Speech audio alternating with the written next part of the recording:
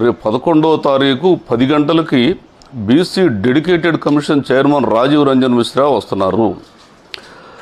బీసీలో ఉన్నటువంటి 138 కులాల్లో ఏలూరులో సుమారుగా 40 బీసీ కులాలు ఉంటాయని అంచనా వేస్తున్నాము. ఈ కులాలకు సంబంధించిన ప్రత్యేకమైన సమస్యలు ఏవైతే ఉన్నాయో అవన్నీ కూడా వారి దృష్టికి తీసుకెళ్ళాలి.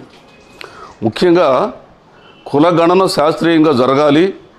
బీసీ జనాభా ఎంత శాతం ఉన్నారో తేల్చి ఆ మేరకు బీసీ రిజర్వేషన్లను పెంచాలి. ఎస్సీ ఎస్టీలకు వాళ్ళ జనాభా దామాషా ప్రకారంగా రిజర్వేషన్ ఉన్నప్పుడు బీసీలకు కూడా అదే పద్ధతిలో దామాషా ప్రకారంగా రిజర్వేషన్లు పెంచాల్సిన అవసరం ఉంది. మురళీధరరావు కమిషన్ కానీ అనంతరామన్ కమిషన్ కానీ ఇవన్నీ చెప్పినాయి. అదేవిధంగా స్థానిక సంస్థల ఎన్నికల్లో బీసీలను వర్గీకరించాలి. బీసీ వర్గీకరణ విధానాన్ని విద్యా ఉద్యోగ రంగాల్లో ఉన్నట్టుగా స్థానిక సంస్థల్లో కూడా అప్లై చేయాలి. 138 బీసీ కులాలు 40 బీసీ కులాలు ఇక్కడ ఉన్నాయి. అందులో చాలా కులాలు చాలా భయంకరమైనటువంటి పేదరికంతో అనుభవిస్తున్నాయి. ముఖ్యంగా సంచార కులాలు అయితే ముందు అంతరించిపోయే ప్రమాదంలో ఉన్నాయి.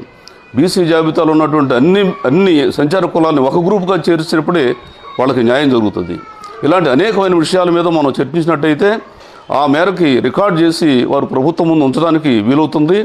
చాలా ఒక కీలకమైనటువంటి దశలో బీసీ చైతన్యం రాష్ట్ర వ్యాప్తంగా నడుస్తుంది. బీసీ చైతన్యాన్ని ఎవరు కూడా నిర్లక్ష్యం చేసే పరిస్థితులు లేరు. ప్రభుత్వం కూడా అదే దృష్టితో రియల్గా ఫీల్డ్లో క్షేత్రస్థాయిలో ఏం జరుగుతుందని తెలుసుకోవడం కోసం చేసినటువంటి కమిషన్ ఇది. ఈ కమిషన్ని ఈ జిల్లాలో సుమారుగా 9 నుంచి 10 లక్షల మంది బీసీ ఓటర్లు ఉన్నారని అంచనా వేస్తున్నాం. వీళ్ళంతా కూడా ఈ కమిషన్ ముందు ఈ సమస్యలు కమిషన్ ముందు ఉంచి సమస్యను పరిష్కరించుకోవడానికి కృషి చేయాలని చెప్పేసి కోరుతున్నాను.